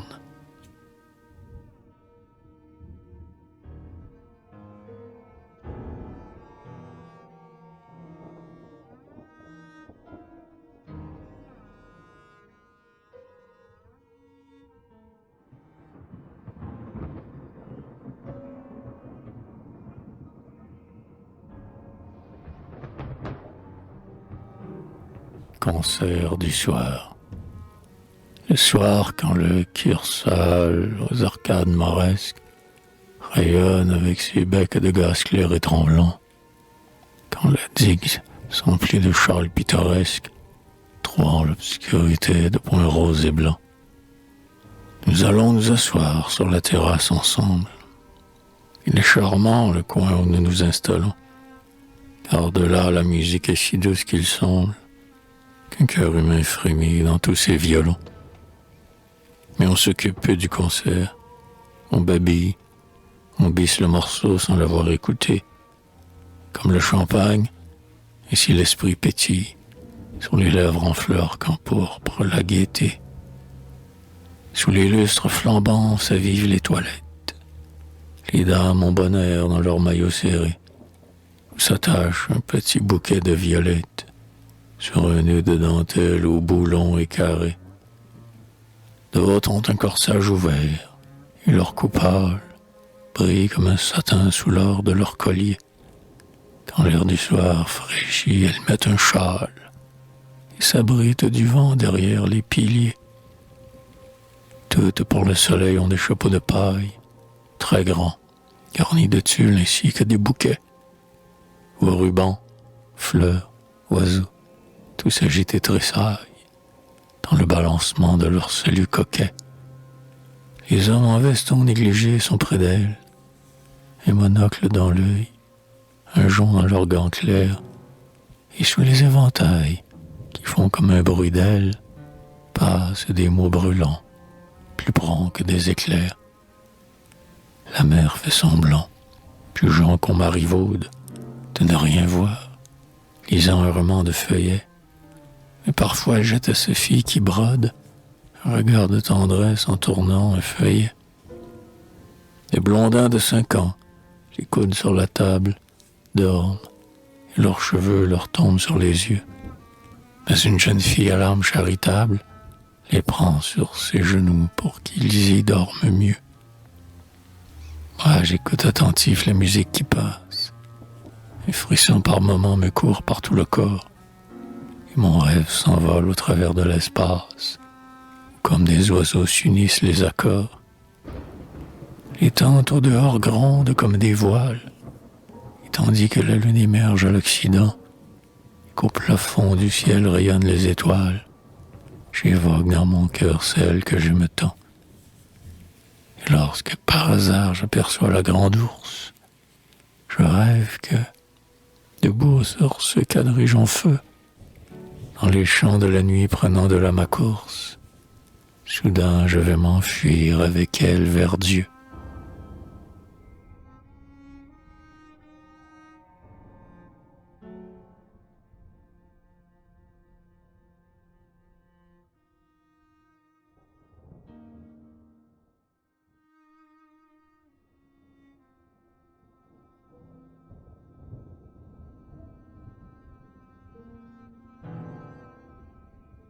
Bal d'enfant, 1 heure. Pour la table d'hôte, on a sonné dans chaque hôtel. Ici, le sans-façon est tel qu'on met les enfants côte à côte. Mais aujourd'hui, ces chers petits, qui les autres jours en cachette, piquaient dans les plats leurs fourchettes, pleins de gaieté, pleins d'appétit, ne mangent pas de tarte aux fraises, pas même au dessert de bonbons, poussant des cris, faisant des bonds, bruyants et fiévreux sur leurs chaises. Ils ont leur robe aux plis bouffants, ils ont leur robe en mousseline, ils font leur voix la plus câline, car c'est tantôt le bal d'enfant. 3 heures, enfin on se lève, comme un dernier coup de pinceau qu'un peintre donne à son tableau. Un dernier ruban les achève. C'est bientôt le moment du bal, et comme il sied qu'on soit prodigue, on prend du bouquet sur la digue, puis on entre dans le Cursal. Les musiciens sur l'estrade vont accorder leur violon, tel les oiseaux dans les vallons quand ils commencent leur obade. Les plus jeunes se ressemblant, gênés dans leur mise coquette, se détachent sur les banquettes de velours rouge tout en blanc. On leur a dit de prendre garde à leurs costumes élégants. Ils mordent le bout de leurs gants, un peu troublés qu'on les regarde. Les grands garçons, les bons danseurs, s'asseyent sur le parquet qui glisse. Il est mal ciré, trop ulisse, au gré des petits connaisseurs. En robe claire, les fillettes, assises le long des sofas, ont des rires déjà fats quand on admire leur toilette. Tout ce groupe phrases échangeant va commencer bientôt ses rondes. À leur voir tous des boucles blondes, on dirait des petits Saint-Jean.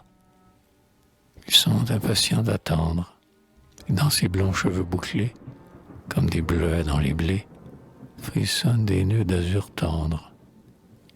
Enfin le signal est donné. On court, on s'appelle, on s'arrange.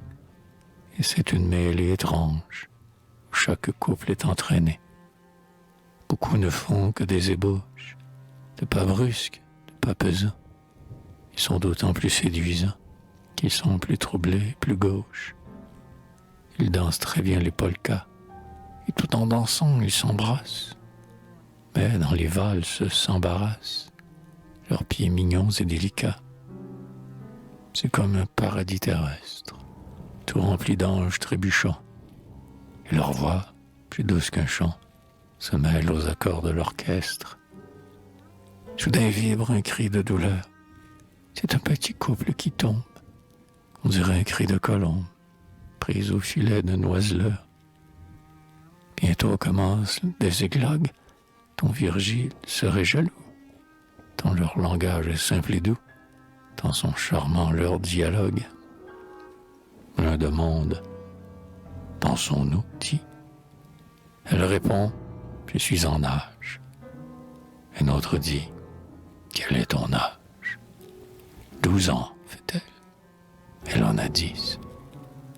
Plus loin, une coquette appelle un charmant petit cavalier. « Tiens, regarde, un nouveau collier. Ne me trouves-tu pas plus belle? Veux-tu valser? » dit-il. « C'est fait, dit-elle. Je t'inscris d'avance. Car ceux-là sont de connivence. Ils vont prendre un verre au buffet. » Un autre lui lance un sourire, puis elle inscrit sur son carnet un nom qu'à peine on reconnaît, car elle sait à peine écrire. On crie, on se cherche partout. On rit, on se perd, on s'appelle. Pour danser, on veut la plus belle, comme au jeu de cartes l'atout. Et dans la salle ensoleillée, ayant des drapeaux au plafond, toutes ces clameurs d'enfants font un bruit de volière éveillée. Le bruit redouble et les chansons. Marie, Eugène, Jeanne, Georges, et l'on dirait des rouges-gorges qui répliquent à des pinsons. Mais ce sont les petites filles qui font leur plus coquet minois, ouvrant leurs éventails chinois pour les figures des quadrilles. Au bras des cavaliers muets, elles ont des poses exquises. On dirait de jeunes marquises qui dansent d'anciens menuets. Vous dites, ce sont des poupées. Il n'y a vraiment plus d'enfants. Moi, je les aime et les défends dans leurs mignonnes équipées. Malgré les censeurs puritains, gardons ces bals pleins de chimères.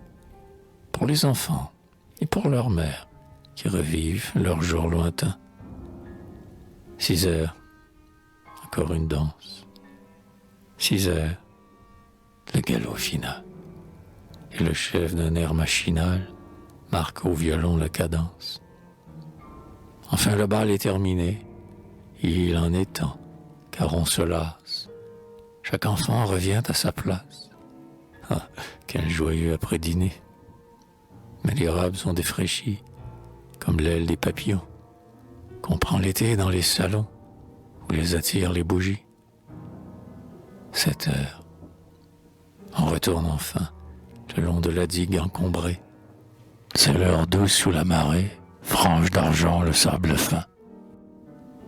8 heures.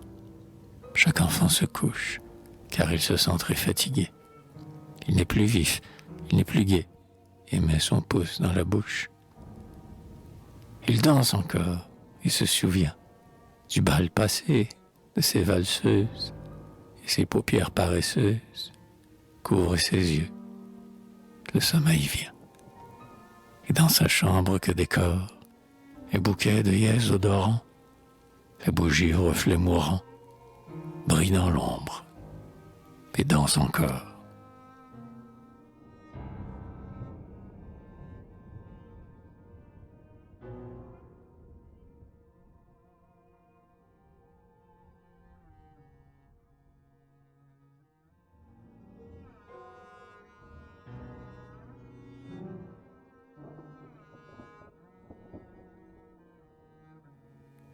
Fantaisie céleste, fatigué de ce monde élégant et frivole, je vais parfois tout seul devant la mer, le soir.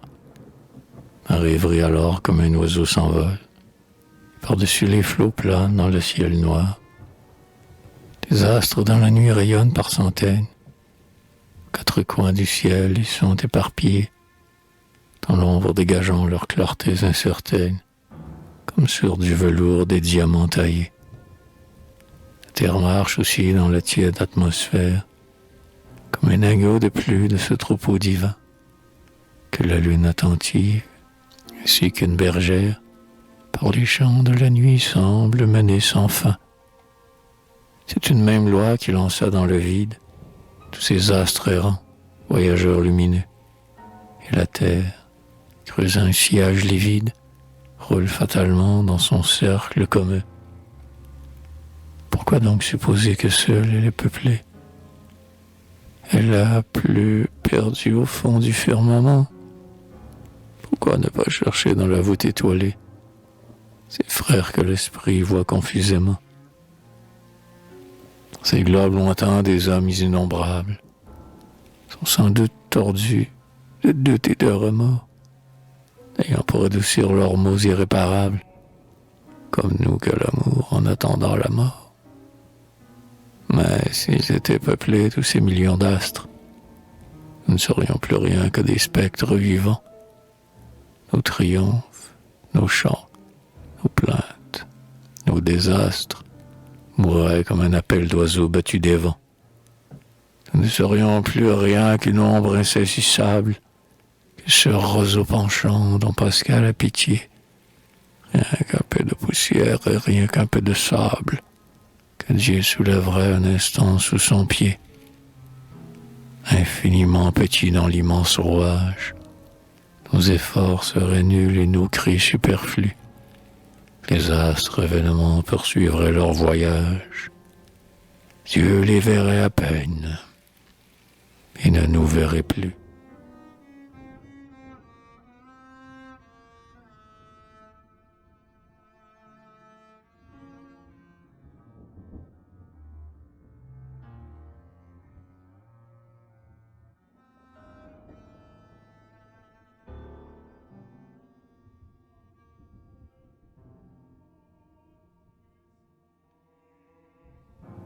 Mais tandis que je songe ainsi, loin de la foule, au néant de la vie, au calme du tombeau, et que le désespoir autour de moi s'enroule, comme un crêpe de deuil alentour d'un drapeau, je découvre soudain une étoile de flamme, qui file dans le ciel par un rapide essor. Je me dis alors que c'est peut-être une âme, qui va d'un astre à l'autre en creusant ce trait d'or. Je crois voir au travers de la mort transparente des horizons de vie, de bonheur sans fin. Je rêve que j'irai, comme cette âme errante, renaître infiniment dans chaque astre divin.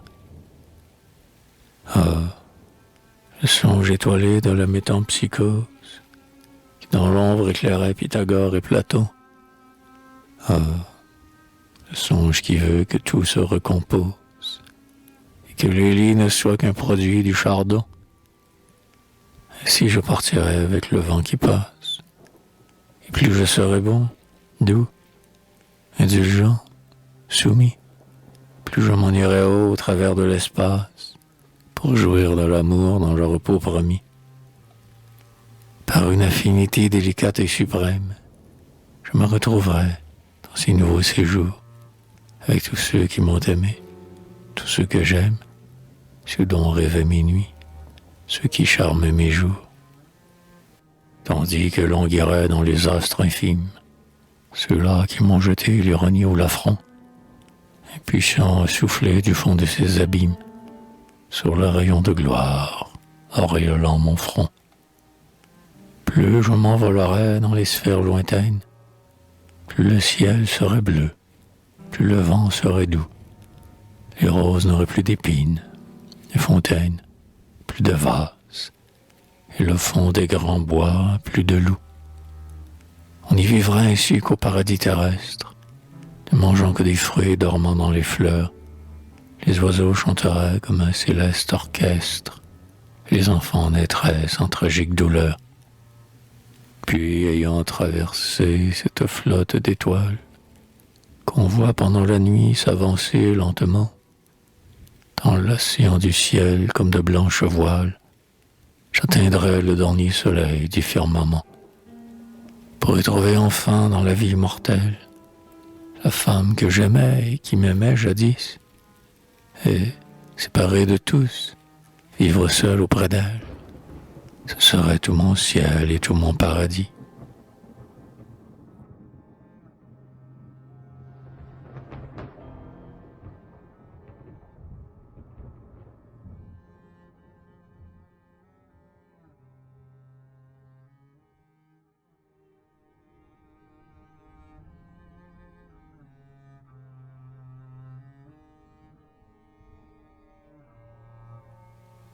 Épilogue.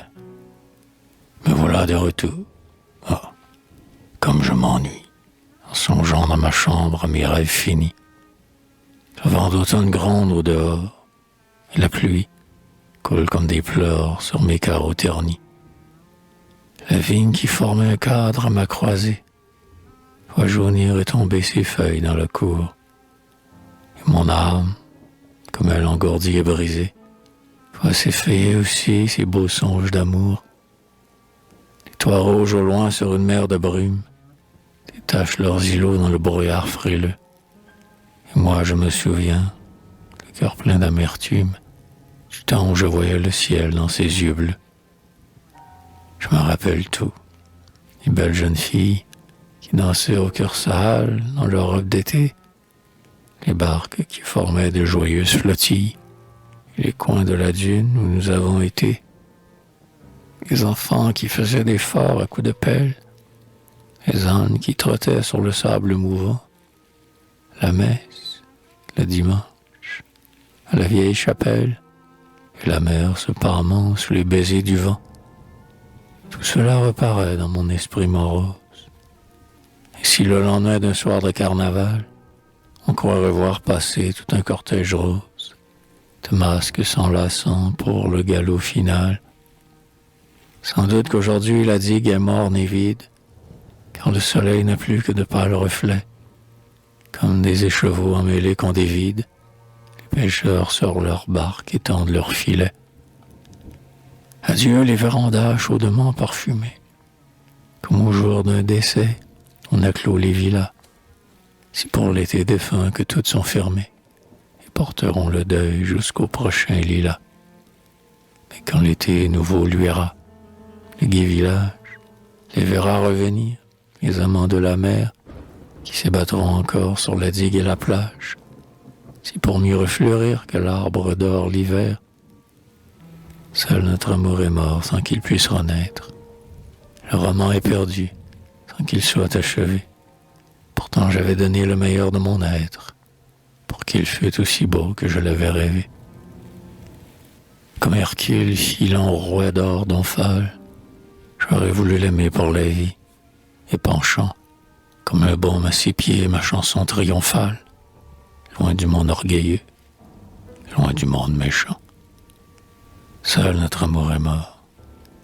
Est-ce donc bien possible que nos serments d'hier soient des serments passés, que le dard n'ait tremblé qu'un instant dans la cible, qu'au sable de nos cœurs nos noms soient effacés?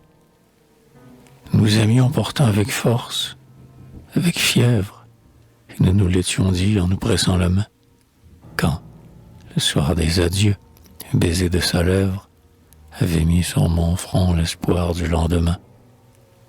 Si bien que, reprenant mon ancienne énergie, j'oubliais tout, mon spleen et mon doute moqueur, heureux de monnayer à sa seule effigie les lingots de tendresse enfouis dans mon cœur.